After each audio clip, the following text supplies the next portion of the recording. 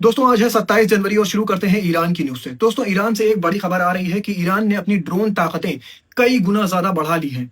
Iran की तरफ से बयान आया है कि भले ही अमेरिका के पास महंगे महंगे फाइटर जेट्स हों, लेकिन हमारी ड्रोन ताकत के आगे वो टिक नहीं पाएगा। और यही वजह है कि अमेरिका ईरान के ऊपर हमला करने से हिचकिचा रहा है। दोस्तों लाख कोशिशों के बावजूद इजराइल लाख कोशिश कर रहा है कि अमेरिका जल्द से जल्द हमला कर दे ईरान के ऊपर, लेकिन अमेरिका अपनी स्ट्रेटेजी से चल रहा है। वो जानता है कि ईरान की ड्रोन ताकत काफी ज्यादा है और अगर उसने अपने ड्रोन की बारिश कर दी तो उसके फाइटर जेट्स कितने ड्रोन मार पाएंगे? 8, 10, 50। लेकिन अगर ईरान ने 1000 ड्रोन भेज दिए तो उसका मुकाबला कैसे कर पाएगा अमेरिका? दोस्तों इसी के चलते अमेरिका हिचकिचा रहा है ईरान पर हमला करने के लिए। नेतन्याहू का भी बयान आ गया है कि अगर ईरान ने यूएस के किसी भी शिप पर हमला किया तो हम ईरान के ऊपर एक बड़ा हमला करेंगे। दोस्तों ये सिर्फ और सिर्फ वॉर भड़काने की बातें कर रहा है। आपने छोटी मोटी लड़ाइयों में देखा होगा, लोग कहते हैं भाई तुम आगे जाओ मैं तुम्हारे पीछे हूं, और जब लड़ाई शुरू हो जाती है तो पीछे से वो भाग जाते हैं।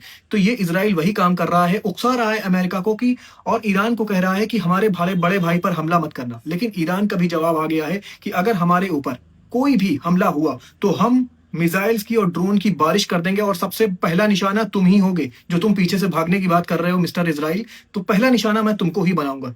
लेबनान के हिजबुल्लाह की तरफ से भी बयान आ गया है कि ईरान इस जंग में अकेला नहीं है, हिजबुल्लाह उसके साथ है। दोस्तों कल मैंने आपको न्यूज बताई थी, यमन के हुतीज, इराक के कताइब हिजबुल्लाह और लेबनान के हिजबुल्लाह, तीनों जो ग्रुप है वो एक साथ आ गया है और वो एक साथ आकर लब्बैक कह रहा है ईरान के साथ और कह रहा है कि ईरान इस जंग में अकेला नहीं है। और अगर कोई ये सोचता है कि हिजबुल्लाह इस जंग में न्यूट्रल रहेगा तो वो न्यूट्रल नहीं रहेगा, वो पूरी ताकत के साथ हमला करेगा ईरान के दुश्मन पर। ईरान पर हमला मतलब हिजबुल्लाह पर हमला होगा।